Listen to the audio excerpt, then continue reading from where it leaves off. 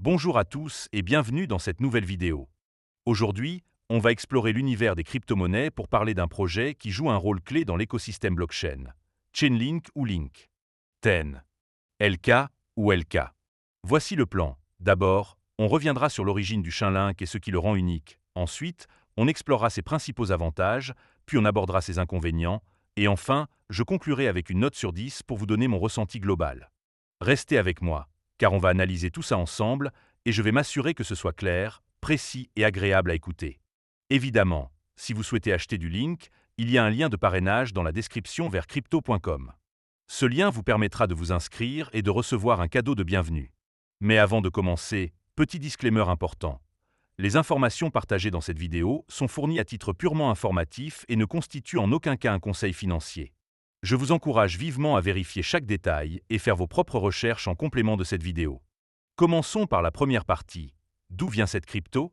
Le Chainlink est un réseau d'oracles décentralisé, fondé en 2017 par Sergey Nazarov et Steve Ellis, sous l'égide de la société Smart Contract, basée à San Francisco. Selon le site officiel, le projet vise à résoudre un problème majeur de la blockchain: connecter les contrats intelligents aux données du monde réel, comme les prix des actifs, les résultats sportifs ou les conditions météorologiques. Le Link, un jeton ERC20 sur la blockchain Ethereum, est la coin native utilisée pour payer les opérateurs de nœuds qui fournissent ces données. En mai 2025, le Link se négocie autour de 13,50 $, avec une capitalisation boursière d'environ 8,5 milliards de dollars, le plaçant au 16e rang sur CoinMarketCap. Avec une offre en circulation de 626 millions de jetons sur un total d'1 milliard, le Link est disponible sur des exchanges majeurs comme Binance, Coinbase, Kraken, OKX et MEXC, ainsi que sur des plateformes DeFi comme Uniswap. Le réseau Chainlink utilise un mécanisme décentralisé où des nœuds indépendants collectent, valident et transmettent des données via un processus en 3 étapes: sélection d'oracles, rapport de données et agrégation des résultats. Depuis son lancement, Chainlink a levé 32 millions de dollars lors de son ICO et a établi des partenariats de premier plan, notamment avec Swift, Google Cloud et des protocoles DeFi comme Aave et Compound. En 2025, le réseau compte plus de 2000 intégrations à travers 20 blockchains, dont Solana, Polygon et Binance Smart Chain, et sécurise plus de 100 milliards de dollars en valeur pour des applications DeFi. L'introduction du stacking en 2023 a renforcé la sécurité du réseau, avec des nœuds mis en des links pour garantir la fiabilité des données. Cette histoire montre que Chainlink est un pilier de l'infrastructure blockchain, mais ce sont ses forces qui le rendent incontournable. Alors passons à la deuxième partie pour explorer ses avantages. On attaque maintenant les avantages du Link, et je vais vous détailler 5 points forts qui font de cette coin un projet essentiel pour les traders et les développeurs. Le premier bon point, c'est son rôle central dans la résolution du problème des oracles. Les contrats intelligents, bien qu'ils révolutionnent la finance et d'autres secteurs, ne peuvent pas accéder directement aux données externes, comme le cours d'une action ou la température. Chainlink comble ce fossé en fournissant des flux de données sécurisés et décentralisés, appelés oracles, qui garantissent des informations fiables et à jour. Par exemple, des plateformes DeFi comme Synthetix utilisent les flux de prix de Chainlink pour des transactions précises, tandis que des assureurs s'appuient sur ces données météo pour automatiser les indemnisations. Cette capacité à connecter le monde réel au blockchain est unique et positionne Chainlink comme un rouage essentiel de l'économie numérique. Le deuxième avantage, c'est la robustesse et la fiabilité du réseau. Contrairement aux oracles centralisés, qui peuvent être vulnérables à la manipulation, Chainlink utilise un réseau décentralisé de nœuds indépendants qui agrègent les données de multiples sources avant de les transmettre. Ce système, renforcé par le stacking depuis 2023, impose des pénalités aux nœuds fournissant des données erronées, garantissant une précision élevée. En mai 2025, Chainlink n'a jamais subi de panne majeure, et ses flux de données sécurisent des milliards de dollars pour des protocoles comme Camino Finance, qui gère 2 milliards de dollars en TVL sur Solana. Cette fiabilité inspire confiance aux développeurs et aux institutions, renforçant l'adoption du Link. Le troisième point fort, c'est l'interopérabilité et l'adoption massive. Chainlink est agnostique, ce qui signifie qu'il fonctionne avec presque toutes les blockchains, y compris Ethereum, Solana, Avalanche et Polygon.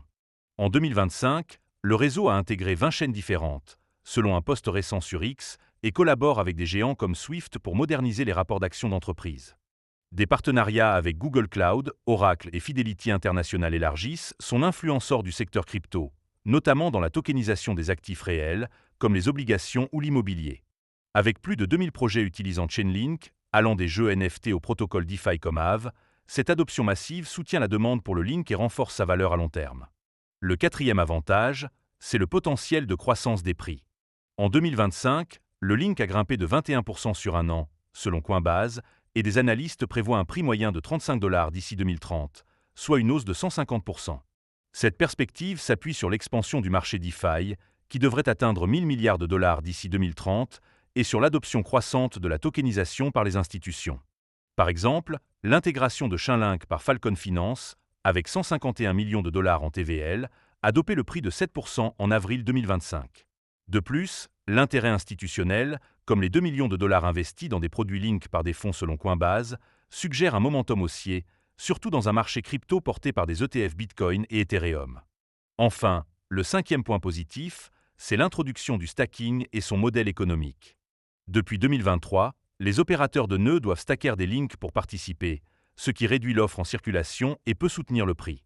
Les stakers, y compris les délégateurs non opérateurs, peuvent gagner environ 5% de rendement annuel, combinant les frais des utilisateurs et les émissions du trésor. Ce mécanisme incite les nœuds à fournir des données précises et attire les investisseurs cherchant un revenu passif. Avec des projets comme Ronin Network migrant 450 millions de dollars vers le protocole CCIP de Chainlink, la demande pour les services d'Oracle, et donc pour le Link, ne cesse de croître.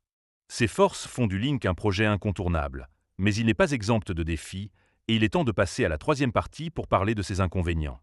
On arrive maintenant aux inconvénients, et je vais vous présenter 5 points qui pourraient freiner certains traders ou utilisateurs. Le premier inconvénient, c'est la dépendance au token Link pour les paiements.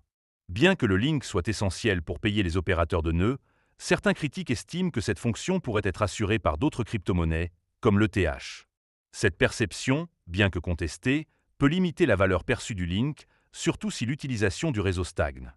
En 2025, la valeur des transactions utilisant Chainlink, ou TVE, a atteint 10 billions de dollars, mais si la croissance ralentit, la demande pour le Link pourrait diminuer, affectant son prix. Le deuxième point faible, c'est la centralisation relative du réseau. Bien que Chainlink soit décentralisé, il repose sur un nombre limité de nœuds de confiance, environ 100 nœuds majeurs selon CoinMarketCap, ce qui est moins que les milliers de validateurs d'Ethereum. Cette concentration soulève des inquiétudes, car un petit groupe de nœuds pourrait théoriquement manipuler les données, bien que le stacking et les pénalités réduisent ce risque. Cette critique, relayée sur des forums comme Reddit, peut freiner les investisseurs qui privilégient une décentralisation maximale. Le troisième inconvénient, c'est la concurrence croissante. Chainlink domine le marché des oracles, mais des concurrents comme Band Protocol et API 3 gagnent du terrain avec des solutions similaires. Par exemple, Band Protocol offre des frais plus bas sur certaines chaînes, ce qui attire les petits projets. Bien que Chainlink conserve une part de marché de 80%, selon Defilama, cette concurrence pourrait éroder sa dominance si les rivaux innovent plus rapidement ou offrent des services à moindre coût. Cette pression oblige Chainlink à maintenir un rythme d'innovation constant, ce qui n'est pas garanti.